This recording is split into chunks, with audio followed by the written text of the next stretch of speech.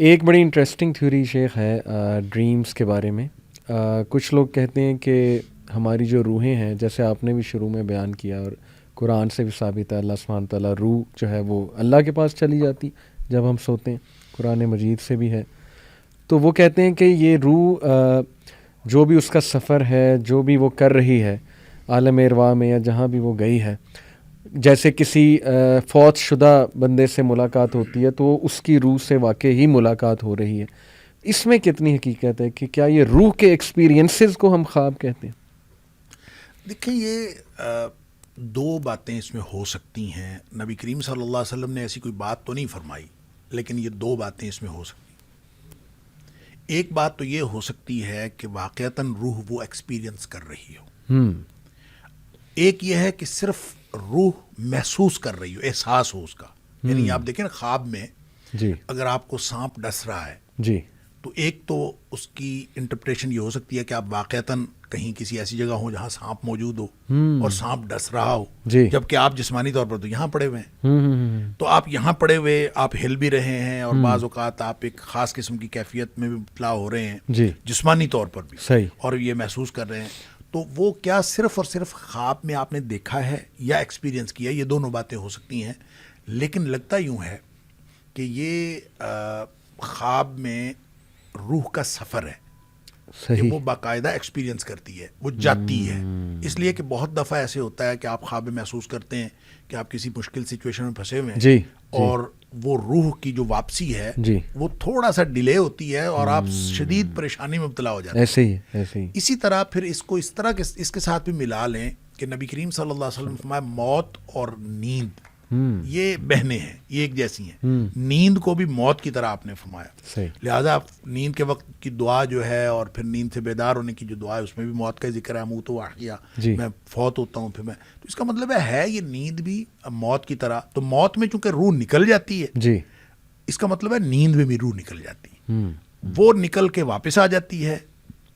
وہاں جب موت کے وقت جب نکلتی ہے تو پھر وہ واپس نہیں آتی. یہی فرق ہے. اور وہ جو حدیث میں دعا کے الفاظ ہیں کہ ان امسکت نفسی بسمک ربی وضعت جنبی وبک ارفعہ، ان امسکت نفسی فرحمها وان ارسلتها فاحفظها بما تحفظ به عبادک الصالحین. اس سے بھی پتہ یہ چلتا ہے، اس کا معنی یہ ہے کہ اللہ میں تیرے نام پہ یہ پہلو رکھ رہا ہوں، اور اگر تو میری روح کو روک لے، صحیح. ان امسکت نفسی، اگر تو نے اس کو روک لیا تو پھر اس کے اوپر رحم کرنا. وَإِنْ أَرْسَلْتَهَا، اور اگر اس کو چھوڑ دیا، اٹ مینس کہ یہ کہیں گئی ہے. صحیح. ٹھیک ہے، یہ کسی اور دنیا میں گئی ہے. وَإِنْ أَرْسَلْتَهَا، اور اگر تم نے واپس چھوڑ دیا تو پھر اس کو اس طرح حفاظت کرنا جیسے تو نیک بندوں کی حفاظت کرتا ہے. تو ان ساری باتوں سے لگتا یوں ہی ہے کہ یہ نا ایکسپیرینس کرتی ہے. واللہ اعلم.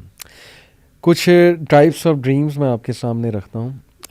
اس سے پہلے لیکن میرا ایک سوال یہ ہے کہ آپ نے کہا لاشعور کے خواب ہوتے ہیں، انکانشیس کے، اور وہ بڑے کامن ہوتے ہیں، یعنی جس سچویشن میں ایک بندہ ہے اس سے ریلیٹڈ خواب آ سکتا ہے اسے. اکثر اسٹریس کے خواب آتے ہیں کہ ایک بندہ جو ہے نا وہ لیٹ ہو رہا ہے، ایئرپورٹ سے فلائٹ نکل رہی ہے، پریشان ہے خواب میں. تو یہ ڈفرینس کیسے ہم بنائیں گے کہ لاشعور کا خواب کون سا ہے اور اچھا خواب کون سا ہے اور شیطان کی طرف سے کون سا ہے؟ اس کا کوئی کرائٹیریا ہے؟ دیکھیں، جو خواب کے فوراً بعد کی آپ کی کیفیت ہے نا، جی. جو ہی آپ بیدار ہوتے ہیں، جو پہلا لمحہ ہے جی. وہ کیفیت بڑی امپورٹنٹ ہوتی ہے. اگر تو آپ اس وقت خوف محسوس کر رہے ہیں جی تو اس کا مطلب ہے تحزین من الشیطان. برا خواب شیطان کی طرف سے ہوتا ہے، اور اللہ کی طرف سے جو خواب ہوتا ہے وہ اس طرح کا نہیں ہو سکتا بندہ خوف میں مبتلا ہو جائے. بالکل. تو وہ کوئی نہ کوئی اطمینان، ایون خبر اس میں آپ کو سچی دی گئی ہو، جی. مستقبل کی دی گئی ہو، کسی سانحے کی خبر دی گئی ہو، لیکن ایک اطمینان کی کیفیت ہوتی ہے، اور وہ اطمینان کی ہی کیفیت میں انسان اس کو سوچ رہا ہوتا ہے.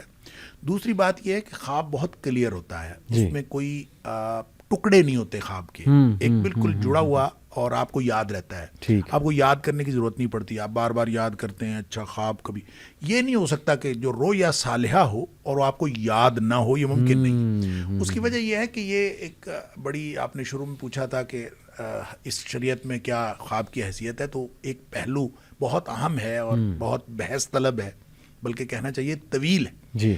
کہ اس کو نبی کریم صلی اللہ علیہ وسلم نے نبوت کا 46واں حصہ قرار دیا. صحیح صحیح. اب نبوت کا جب 46واں حصہ ہے تو کیا مطلب جس کو نیک خواب آئے اس نے کچھ حصہ جو ہے وہ نبوت سے لیا, کیا کیا؟ اب اس کی بھی مختلف انٹرپریٹیشنز ہیں.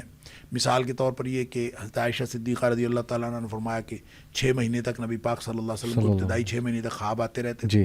کل آپ کا عرصہ جو ہے نبوت کا وہ 23 سال ہے, تو اس میں سے 6 مہینے خوابوں کے, تو 46واں حصہ اصل میں یہ ایک حقیقت کا بیان ہے.